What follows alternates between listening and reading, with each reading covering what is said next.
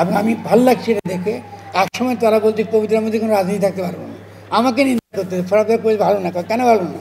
কারণ ফরাদের কবিতার মধ্যে বুদ্ধি থাকে, কবিতার বুদ্ধি থাকে না, এই খারাপ, এটা আমি কিন্তু এই প্রথম শুনলাম।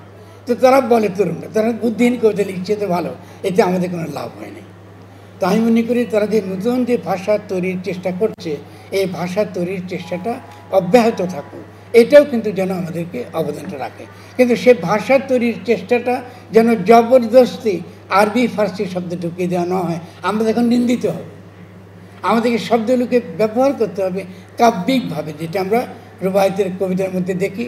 হয়তো আমি তো মাঝে একটু নিজে ব্যক্তিগতভাবে একটু গর্ববোধ করবো যে এটা আমরা চেষ্টা করেছি আমার কবিতা আমরা ব্যবহার করতে। এছাড়াও বুদ্ধিভিত্তিক কাজেও আমরা বহু শব্দ আমরা অতি অনায়াসে, সেটা ইংরেজি হোক কি জার্মান হোক কি উর্দু হোক কি ফার্সি হোক, যেখান থেকে খুশি আমি নিতে পারবো। এই ক্ষেত্রে রবীন্দ্রনাথের একটা ছোট্ট ফর্মুলা আছে, সেটা হচ্ছে আমাদের বাংলা ভাষার একটা নিত্য প্রকৃতি আছে। নিত্য প্রকৃতি বলতে কী বোঝায়, এটা কিছুটা রুবায়েতের আলোচনা আপনারা পেয়েছেন। নিত্য প্রকৃতি বাংলা ভাষা যেটা সে গ্রহণ করতে পারে, সেখানেও আমরা রবীন্দ্রনাথের সঙ্গে তর্ক করতে পারি যে খুন শব্দটা বাংলা ভাষা ব্যবহার করতে পারি কিনা, আত্মস্থ করতে পারি কিনা, নাকি নজরুল ভুল করেছেন, সে তর্ক থাকুক, অসুবিধা নেই। কিন্তু মূল কথা হচ্ছে ভাষাকে ভাঙা, বিভিন্নভাবে ভাঙা, ভেঙে তার মধ্যে যত সম্ভাবনা আছে সেই সম্ভাবনাগুলোকে দেখিয়ে দেওয়া, এটা কবিতার কাজ অবশ্যই।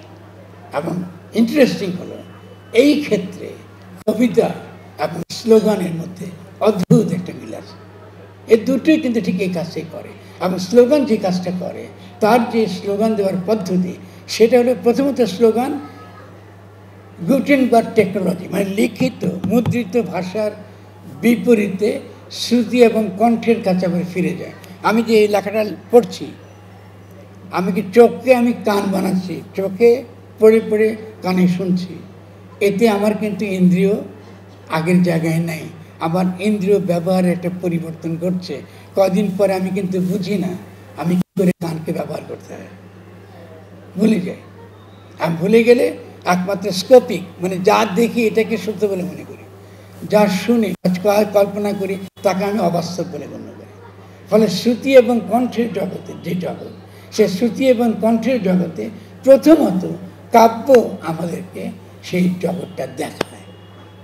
কবিতা এমন একটা জিনিস যে আমাদেরকে শ্রুতি এবং কণ্ঠের জগতে প্রবেশের সদর দরজাটা দেখায়।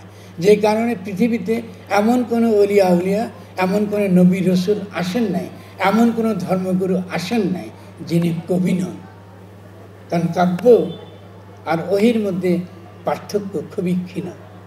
পার্থক্যটা যে একটা, যে একজন আল্লাহর তরফে দুনিয়া আসেন, আর কবি একা এবং নিঃসঙ্গ, তিনি একা একা তার সাধনা।